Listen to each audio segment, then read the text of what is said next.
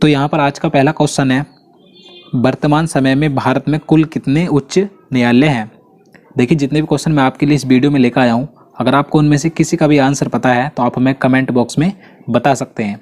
और देखिए वीडियो के लास्ट में आपसे एक क्वेश्चन ज़रूर पूछा जाएगा, आपको उसका आंसर भी हमें कमेंट बॉक्स में ज़रूर बताना है। तो इस क्वेश्चन का राइट आंसर ऑप्शन बी हो जाएगा 25। वर्तमान यानी कि इस समय में भारत में 25 उच्च न्यायालय यानी कि 25 हाई कोर्ट है, आपको याद रखना है। मैं आपको बता दूं 25वां उच्च न्यायालय 1 जनवरी 2019 को आंध्र प्रदेश राज्य का बना, आंध्र प्रदेश की राजधानी अमरावती में बना है। तो आपको याद रखना है 25वां उच्च न्यायालय है, आंध्र प्रदेश राज्य का बना है। देखिए पहले आंध्र प्रदेश राज्य और तेलंगाना राज्य का उच्च न्यायालय एक ही था, हैदराबाद उच्च न्यायालय था, लेकिन 1 जनवरी 2019 से आंध्र प्रदेश राज्य का एक अलग उच्च न्यायालय हो गया है और तेलंगाना का उच्च न्यायालय अलग हो गया है। तेलंगाना राज्य का उच्च न्यायालय है हैदराबाद उच्च न्यायालय, तो आपको याद रखना है। तो चलिए नेक्स्ट क्वेश्चन देखते हैं। राज्यसभा के सदस्यों का कार्यकाल कितने वर्षों का होता है। राइट आंसर ऑप्शन सी हो जाएगा 6 वर्षों का। आपको याद रखना है 6 वर्षों का होता है राज्यसभा के सदस्यों का कार्यकाल। देखिए मैं आपको बता दूं राज्यसभा कभी भी भंग नहीं होती है, यह स्थायी सदन है, क्योंकि देखिए इसके 1/3 सदस्य प्रत्येक 2 वर्ष बाद सेवानिवृत्त होते हैं, तो इसलिए राज्यसभा कभी भी भंग नहीं होती है। तो आपको याद रखना है राज्यसभा ये स्थायी सदन है। तो चलिए नेक्स्ट क्वेश्चन देखते हैं। क्वेश्चन नंबर 3 है, होपमैन कप किस खेल से संबंधित है। राइट आंसर ऑप्शन डी हो जाएगा टेनिस से संबंधित। आपको याद रखना है ये जो कप है होपमैन कप, ये टेनिस से संबंधित है। चलिए अगला क्वेश्चन देखते हैं। फतेहपुर सीकरी का निर्माण किसने करवाया था।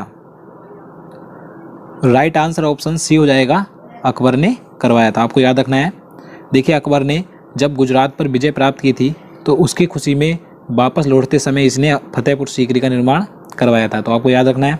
चलिए नेक्स्ट क्वेश्चन देखते हैं। क्वेश्चन नंबर 5 है, जहांगीर के दरबार में पक्षियों के चित्र बनाने वाला महान चित्रकार कौन था। राइट आंसर ऑप्शन बी हो जाएगा मंसूर। आपको याद रखना है जहांगीर के दरबार में जो पक्षियों के चित्र बनाने वाला महान चित्रकार था उसका नाम मंसूर था। और देखिए यहाँ से एक क्वेश्चन अधिकतर एग्जाम में पूछा जाता है कि चित्रकला का स्वर्णकाल किसके शासनकाल को कहा जाता है। तो आपको याद रखना है जहांगीर के शासनकाल को ही चित्रकला का स्वर्णकाल कहा जाता है। तो चलिए नेक्स्ट क्वेश्चन देखते हैं। टीबी रोग की रोकथाम के लिए कौन सा टीका लगाया जाता है।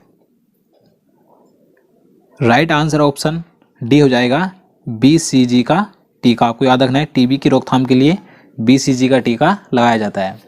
चलिए अगला क्वेश्चन देखते हैं।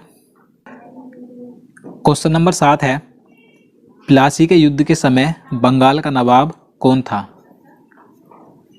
राइट आंसर ऑप्शन बी हो जाएगा सिराजुद्दौला। आपको याद रखना है उस समय बंगाल का नवाब सिराजुद्दौला था। देखिए प्लासी का युद्ध 23 जून 1757 ईस्वी को अंग्रेजों तथा बंगाल के नवाब सिराजुद्दौला के बीच लड़ा गया था। इस युद्ध में अंग्रेजों ने सिराजुद्दौला को हरा दिया था और देखिए उस समय अंग्रेजों का नेतृत्व रॉबर्ट क्लाइव ने किया था, तो आपको याद रखना है। चलिए नेक्स्ट क्वेश्चन देखते हैं। पेरियार राष्ट्रीय उद्यान किस जानवर के लिए प्रसिद्ध है। सही आंसर ऑप्शन सी हो जाएगा हाथी के लिए प्रसिद्ध। आपको याद रखना है। और देखिए ये उद्यान कहाँ पर है, ये केरल राज्य में स्थित है। चलिए अगला क्वेश्चन देखते हैं।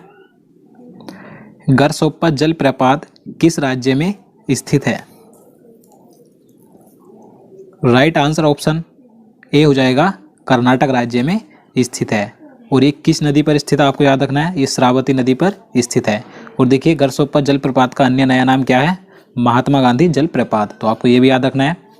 चलिए अगला क्वेश्चन देखते हैं। क्वेश्चन नंबर 10 है, मनुष्य के शरीर में इंसुलिन का स्राव कहाँ से होता है। राइट आंसर ऑप्शन बी हो जाएगा अग्नाशय से होता है। आपको याद रखना है मनुष्य के शरीर में जो इंसुलिन होता है उसका निर्माण यानी कि वो जो निकलता है तो अग्नाशय से निकलता है। और देखिए ये एक प्रकार का हार्मोन होता है इंसुलिन। और देखिए हमेशा ऊर्जावान रहने के लिए हमारे शरीर में इंसुलिन का निर्माण होना आवश्यक है, तो आपको याद रखना है। नेक्स्ट क्वेश्चन देखते हैं। गुजरात की जीवन रेखा किस नदी को कहा जाता है। राइट आंसर ऑप्शन डी हो जाएगा नर्मदा नदी को। आपको याद रखना है गुजरात राज्य की जीवन रेखा नर्मदा नदी को कहा जाता है। देखिए नर्मदा नदी गुजरात और मध्य प्रदेश राज्य में बहती है और देखिए इसका उद्गम स्थल अमरकंटक है, यानी कि ये अमरकंटक से निकलती है और ये खंबात की खाड़ी में जाकर गिर जाती है। तो आपको याद रखना है। चलिए नेक्स्ट क्वेश्चन देखते हैं। क्वेश्चन नंबर 12 है, निम्न में से कौन एक कार्यरत व्यक्ति संसद के सदस्य नहीं होते हुए भी संसद की कार्यवाही में भाग ले सकता है? देखिए वेरी इंपॉर्टेंट क्वेश्चन है ये। तो इसका राइट आंसर ऑप्शन बी हो जाएगा महान्यायवादी, यानी कि अटॉर्नी जनरल। देखिए भारत का जो महान्यायवादी होता है उसे यह अधिकार होता है कि वह संसद का सदस्य नहीं होते हुए भी वह संसद की किसी भी कार्यवाही में भाग ले सकता है। और देखिए महान्यायवादी की नियुक्ति राष्ट्रपति के द्वारा की जाती है। तो आपको याद रखना है। चलिए अगला क्वेश्चन देखते हैं। मानव शरीर का ब्लड बैंक किसे कहा जाता है? सही आंसर ऑप्शन बी हो जाएगा प्लीहा को, यानी कि स्प्लीन को। आपको याद रखना है मानव शरीर का ब्लड बैंक प्लीहा को कहा जाता है। चलिए आगे देखते हैं। भारत की सबसे चौड़ी नदी कौन सी है? राइट आंसर ऑप्शन सी हो जाएगा ब्रह्मपुत्र। आप सभी को पता होगा ये भारत की सबसे चौड़ी नदी है। और अगर हम बात करें भारत की सबसे लंबी नदी कौन सी है, तो गंगा है। और देखिए यहाँ से एक क्वेश्चन और एग्जाम में पूछा जाता है कि भारत की सबसे लंबी सहायक नदी कौन सी है। तो ये वेरी इंपॉर्टेंट क्वेश्चन है। तो आपको याद रखना है भारत की सबसे लंबी सहायक नदी यमुना है। ये किसकी सहायक नदी है? तो ये गंगा की सहायक नदी है। तो चलिए नेक्स्ट क्वेश्चन देखते हैं। क्वेश्चन नंबर 15 है, अंतर्राष्ट्रीय मजदूर दिवस कब मनाया जाता है? तो इसका सही आंसर ऑप्शन ए हो जाएगा 1 मई को। आपको याद रखना है अंतर्राष्ट्रीय मजदूर दिवस 1 मई को मनाया जाता है। अगर हम यहाँ पर बात करें 3 मई की, तो 3 मई को विश्व प्रेस स्वतंत्रता दिवस मनाया जाता है। आपको याद रखना है। और 8 मई को विश्व रेड क्रॉस दिवस मनाया जाता है। और 21 मई को भारत में आतंकवाद विरोधी दिवस मनाया जाता है। तो आपको ये चारों दिवस याद रखने वेरी इंपॉर्टेंट है। तो चलिए नेक्स्ट क्वेश्चन देखते हैं। पेनिसिलिन की खोज किसने की थी? राइट आंसर ऑप्शन ए हो जाएगा ए फ्लेमिंग ने, यानी कि अलेक्जेंडर फ्लेमिंग ने पेनिसिलिन की खोज की थी। आपको याद रखना है। और यहाँ पर बात करें बी पास्कल की, तो इन्होंने कैलकुलेटर की खोज की थी। और विलियम हार्वे ने, मैं आपको पहले कई बार बता चुका हूँ, इन्होंने रक्त परिवहन की खोज की थी। और यहाँ पर बात करें माइकल फेराडे की, तो इन्होंने डायनेमो की खोज की थी। तो आपको ये चारों याद रखने हैं। तो चलिए नेक्स्ट क्वेश्चन देखते हैं। पोलियो रोग में शरीर का कौन सा अंग प्रभावित होता है? राइट आंसर ऑप्शन सी तंत्रिका तंत्र। आपको याद रखना है। और अगर हम बात करें पोलियो रोग के टीके की खोज किसने की थी, तो आपको याद रखना है जॉन ई साल्क ने की थी। तो ये वेरी इंपॉर्टेंट है, तो आप इसे याद रखिएगा। तो चलिए नेक्स्ट क्वेश्चन देखते हैं। हैजा रोग किसके कारण होता है? राइट आंसर ऑप्शन बी जीवाणु, यानी कि बैक्टीरिया के कारण, दूषित पानी पीने से। आप सभी को पता होगा। देखिए अगर आप चाहते हैं कि इन सभी से होने वाले रोगों का वीडियो मैं आपके लिए एक अलग से बना दूं, तो आप हमें कमेंट बॉक्स में बता सकते हैं। तो चलिए नेक्स्ट क्वेश्चन देखते हैं। संविधान के किस अनुच्छेद का संबंध संविधान संशोधन से है? राइट आंसर ऑप्शन बी अनुच्छेद 368। अनुच्छेद 368 में संविधान संशोधन का प्रावधान किया गया है। आपको याद रखना है। और इसे भाग 20 में रखा गया है। तो आपको ये भी याद रखना है, भाग 20 और अनुच्छेद 368। तो चलिए अगला क्वेश्चन देखते हैं। क्वेश्चन नंबर 20 है, चाय की खेती के लिए उपयुक्त मिट्टी कौन सी है?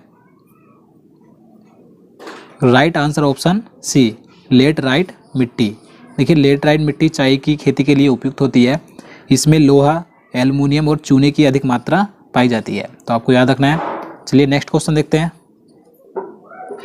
स्वतंत्रता प्राप्ति के समय भारतीय राष्ट्रीय कांग्रेस के अध्यक्ष कौन थे? राइट आंसर ऑप्शन सी जेबी कृपलानी। आपको याद रखना है, जिस समय भारत आज़ाद हुआ था स्वतंत्रता प्राप्ति के समय, उस समय भारतीय राष्ट्रीय कांग्रेस के अध्यक्ष जेबी कृपलानी थे। नेक्स्ट क्वेश्चन देखते हैं। क्वेश्चन नंबर 22 है, भारत की 22 राजकीय भाषाओं को किस अनुसूची में रखा गया है? राइट आंसर ऑप्शन बी 8वीं अनुसूची में। आपको याद रखना है, जो भारत की कुल 22 राजकीय भाषाएं हैं उन्हें 8वीं अनुसूची में रखा गया है। नेक्स्ट क्वेश्चन देखते हैं। सत्यार्थ प्रकाश के लेखक कौन थे? Right answer option A, Swami Dayanand Saraswati, आपको याद रखना है। और देखिए इनके बारे में एग्जाम में कई क्वेश्चन पूछे जाते हैं, तो मैं आपको बता देता हूँ। देखिए इनके बचपन का नाम मूल शंकर था और इन्होंने एक नारा दिया था, वेदों की ओर लौटो, तो आपको ये भी याद रखना है। और देखिए इन्होंने 1875 ईस्वी में आर्य समाज की स्थापना की थी और इन्हें भारत का मार्टिन लूथर भी कहा गया है। तो आपको ये सभी पॉइंट याद रखने हैं, वेरी इंपॉर्टेंट है। तो चलिए नेक्स्ट क्वेश्चन देखते हैं। राज्य हड़प नीति किससे संबंधित है? Right answer option B, Lord Dalhousie से। आप सभी को पता होगा इसके बारे में, राज्य हड़प नीति से ये किसने की थी? लॉर्ड डलहौजी। प्लीज सब्सक्राइब करें हमारे YouTube चैनल को और बेल आइकॉन पर क्लिक करें जिससे आपको हमारी नई नोटिफिकेशन सबसे पहले मिले।